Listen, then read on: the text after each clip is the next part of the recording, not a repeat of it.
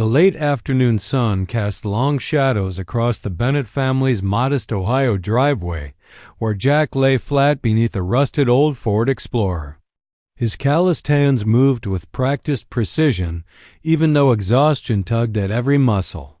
In his body, the old car hadn't run in weeks, and Jack, a single father of one, was trying to save money by fixing it himself. Grease covered his forearms, sweat gathered at his temples, and his mind wandered to overdue bills and Emily's school supplies. Life hadn't been kind lately, but Jack didn't have time to feel sorry for himself. "Dad." A high, urgent voice called out from the front porch. Jack jolted slightly, hitting his elbow on the undercarriage. He slid out from beneath the car, rubbing his arm, and saw his daughter, Emily, bounding across the front yard. Her sneakers slapped against the pavement as her small arms reached for him. "Dad, the piano's not working again," she cried, her voice thin with frustration.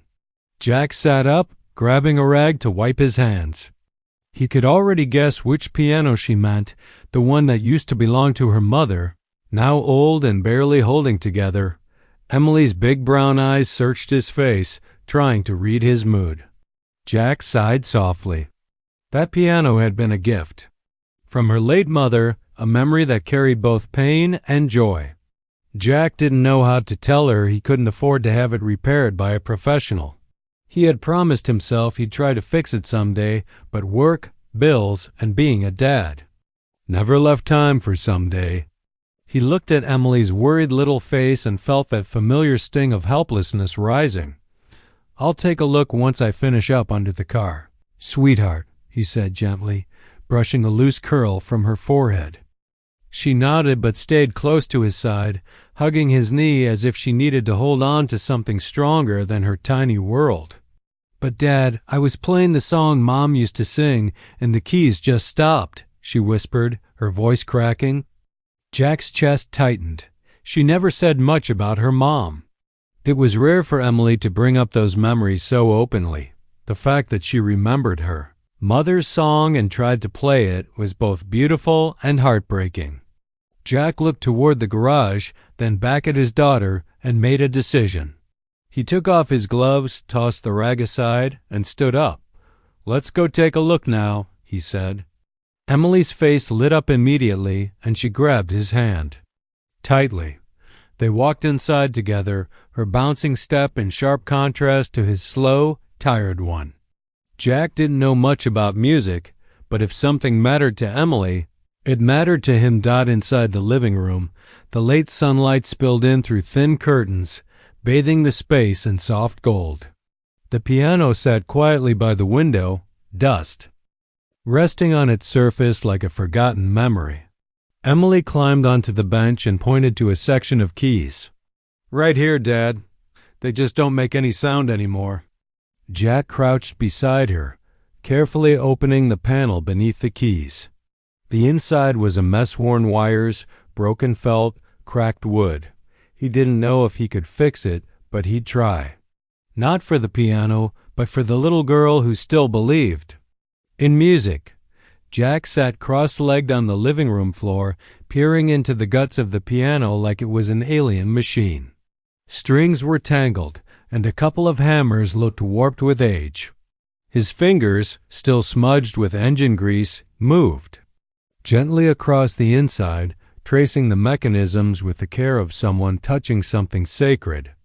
Emily sat quietly beside him, her legs swinging under the bench, humming that familiar lullaby her mother used to sing.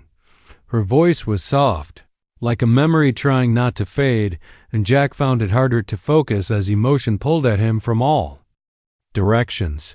He tightened a loose spring, carefully adjusted the felt beneath one hammer, then tested a few keys. A dull clunk. Another adjustment. A small, tired note finally rang out off key, but it was a start. Emily gasped softly and looked at him with wide eyes, as if he had just performed a miracle. He smiled, not because he was confident, but because she needed him to believe. "We're getting there," he said gently, and she nodded with the kind of faith only a child could hold. She didn't need perfection. She just needed sound. For the next hour, Jack worked slowly and quietly while Emily sat beside him, occasionally whispering encouragements like, "That one sounded better," or "Mom would have liked that." Each word felt like a blessing and a bruise. Jack had spent so long trying to protect Emily from pain, yet here she was, holding on to memories and making space for healing in the only way she knew how. It struck him that maybe kids were stronger than adults in the ways that really mattered. They didn't forget. They just found new ways to carry love. Eventually, Jack pressed down one of the broken keys again, and this time, a clean note rang out soft, a little shaky, but unmistakably music. Emily clapped her hands excitedly. "You did it," she whispered like they were in church. Jack laughed softly, running a tired hand through his hair. "We did it, kiddo," he said. He stood up and backed away, motioning for her to try. Emily placed her tiny fingers on the keys and began to play the tune her mother used to sing, halting, uncertain at first, then growing with warmth and confidence. The sound filled the room, imperfect but beautiful. Jack leaned against the doorway, watching her play. The golden light from the window painted her hair in soft halos, and for a moment it felt like his late wife was in the room, sitting beside their daughter, smiling. He swallowed hard, biting back tears.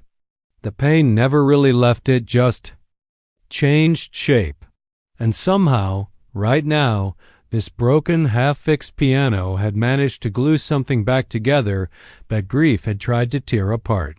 When Emily finished, she looked back at him, her cheeks flushed with joy. She hopped off the bench and ran over, throwing her arms around his waist. "Thank you, Daddy," she said into his shirt. Jack knelt down and hugged her tight, burying his face in her hair. "You make everything worth it," he whispered, and meant every word. The bills, the exhaustion, the lonely nights, it all faded when he held her like this. In his arms was the one thing he had done right, the one thing that kept him going. Later that evening, as they sat on the porch eating grilled cheese sandwiches, Jack watched Emily hum melody again under her breath. He realized that fixing the piano had done more than bring back a sound. It had brought back connection, memory, and hope. In the quiet that followed, he looked at her and said, "Tomorrow, let's try to fix the radio too." She grinned, eyes sparkling. "Let's fix everything, Daddy."